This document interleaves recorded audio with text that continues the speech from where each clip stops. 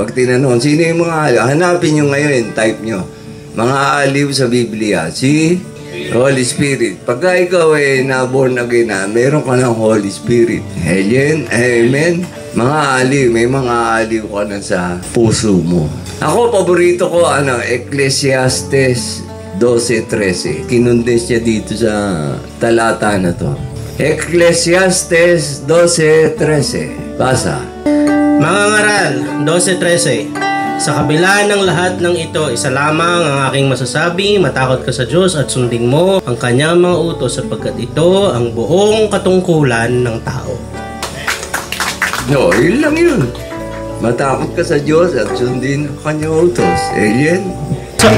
Sobrang na-appreciate ka po namin na humabol ka. Alam po namin sobrang sikip ng schedule mo. Love po namin tong taong to eh. Ito yung uncle, lolo, tatay namin sa comedy. Sinisiguro ko po sa inyo kahit anong edad ninyo, basta buhay pa kayo at Pilipino kayo, one way or another, nabigyan kayo ng kasiyahan ni Brad Pitt sa buhay.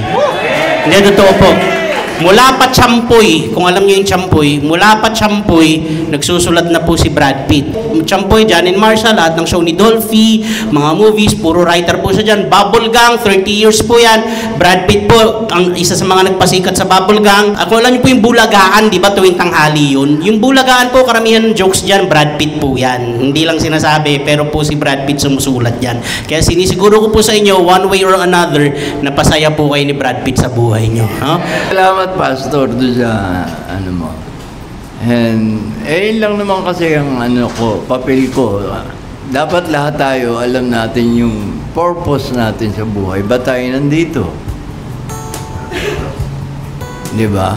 Kasi hindi ka masasaya kung hindi mo alam kung ba't ka nandito.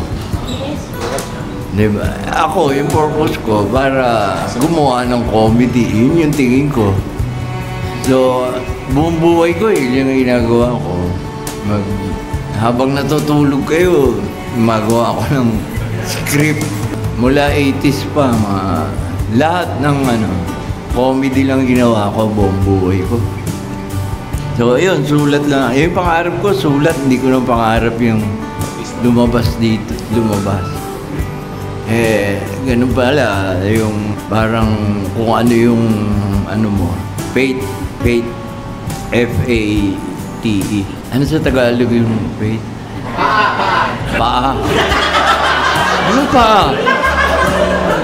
Bali, Brad Faith na ang pangalan. Hindi, may tanong lang ako. Ito, gusto kong iwan sa inyo. Una, may tanong ako. Sino nagpangalan ng Earth? Yung planeta natin.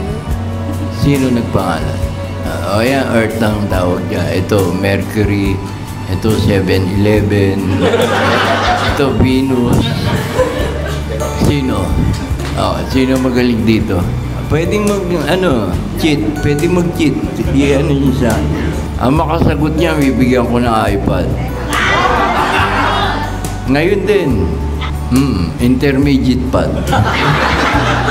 Wala actually. Kahit i-google nyo, wala nakakaalam kung sino yung nagpangalan. Mahiwaga kasi yung word niya.